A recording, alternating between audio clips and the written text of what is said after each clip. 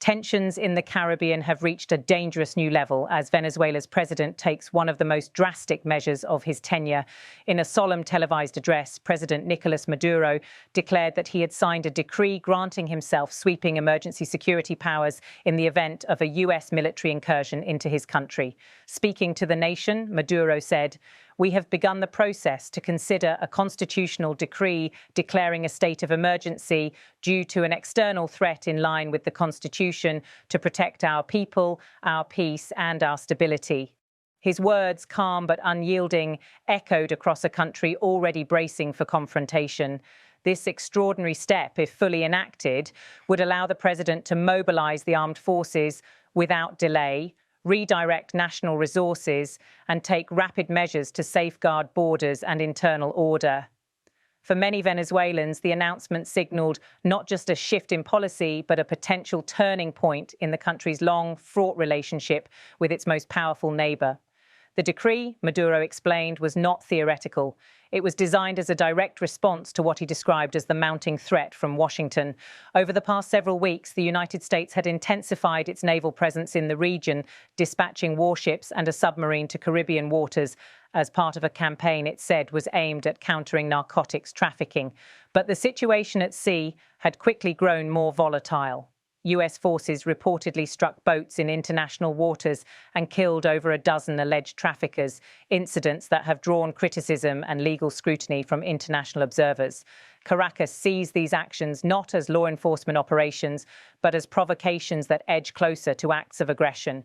Adding to the sense of alarm were reports from US media that American military officials were drafting plans to strike alleged drug targets inside Venezuelan territory. Although no such strikes have been officially announced, the mere suggestion has electrified tensions between the two countries. In his address, Maduro singled out one of his fiercest critics in Washington.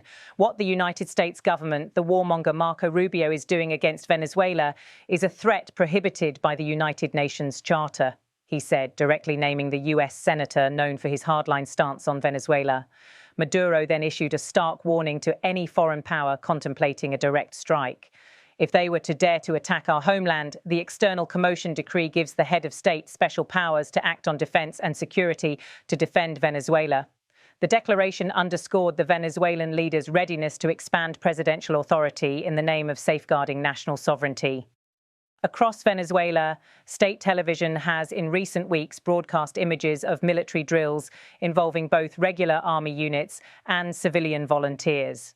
These exercises show citizens practicing alongside soldiers in urban defense scenarios, a striking image of a country preparing, at least symbolically, for the possibility of invasion.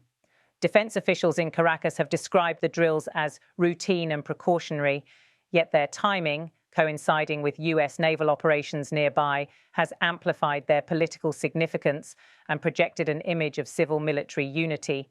For Maduro's supporters, these displays demonstrate a government determined to defend every inch of its territory. For critics, they raise fears of militarization and heightened confrontation. The president, however, has also shown a willingness to pursue diplomacy alongside his warnings. Earlier this month, in what observers saw as a surprising move, Maduro sent a personal letter to then US President Donald Trump, calling for a new chapter in bilateral relations. According to Venezuelan officials, the letter conveyed Maduro's willingness to engage in direct talks to secure a relationship with the United States that was both historic and peaceful. This outreach, coming amid rising tensions, was seen by some analysts as an attempt to de-escalate and avoid conflict. Washington, however, offered no public reply, leaving the diplomatic gesture in limbo. The broader relationship between the two countries has long been turbulent. For years, Washington has accused Caracas of undermining democratic institutions, mishandling the economy, and violating human rights. Venezuelan leaders, in turn, have accused the United States of interference, covert destabilization, and seeking regime change through sanctions and support for opposition groups. This latest military dimension, warships near Venezuelan shores, the deaths of suspected traffickers at sea, and now the emergency decree, has pushed relations into one of their most precarious phases in decades. Inside Venezuela, reactions to the president's announcement have been sharply divided. Supporters view the decree as a patriotic safeguard against foreign aggression. Opposition leaders and some independent analysts argue that such extraordinary powers risk undermining civil liberties and could be misused to suppress dissent at home. International reactions have been cautious. Neighboring Latin American governments have urged both sides to step back from confrontation and prioritize dialogue. Human rights organizations warn that prolonged states of emergency often lead to restrictions on freedoms and increased political repression.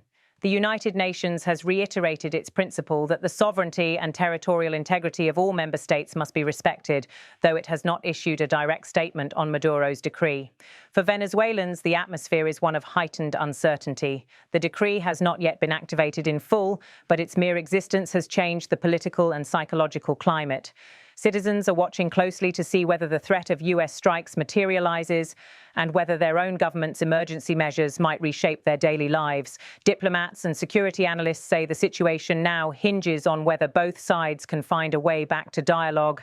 If not, the risk of miscalculation looms large. The delicate balance between military preparedness and diplomatic outreach remains at the heart of Venezuela's strategy. Maduro's approach, warning of resistance while also extending an olive branch, reflects the tightrope he must walk to protect his government's legitimacy and his country's security. This episode also highlights the challenges faced by smaller nations when navigating disputes with more powerful adversaries.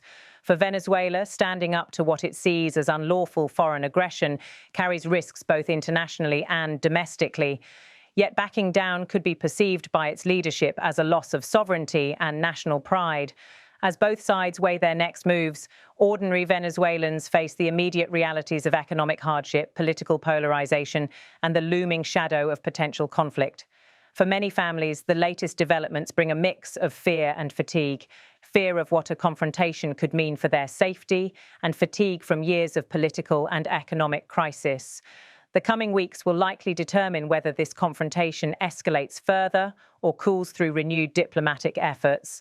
All eyes remain on Caracas and Washington as the world waits to see whether leaders on both sides can avoid a slide toward open conflict. For now, the Venezuelan president's message to his people and to the international community is clear. He has warned that his government will invoke special emergency powers if the nation is attacked. At the same time, he insists that a path to a historic and peaceful relationship with the United States is still open if Washington is willing to engage. The tension between those two messages, resistance and reconciliation, will shape the next chapter in this unfolding geopolitical drama. It is a moment of high stakes, not only for Venezuela and the United States, but for the entire region, which has seen the consequences of prolonged conflict and hopes to avoid another one. As the situation develops, what remains certain is that both sides face a critical choice: whether to move further down the path of confrontation or to step back and seek the hard, often fragile work of diplomacy. That choice, in the days and weeks ahead, could determine not just the future of Venezuela's leadership, but the stability of the wider Caribbean and Latin American region.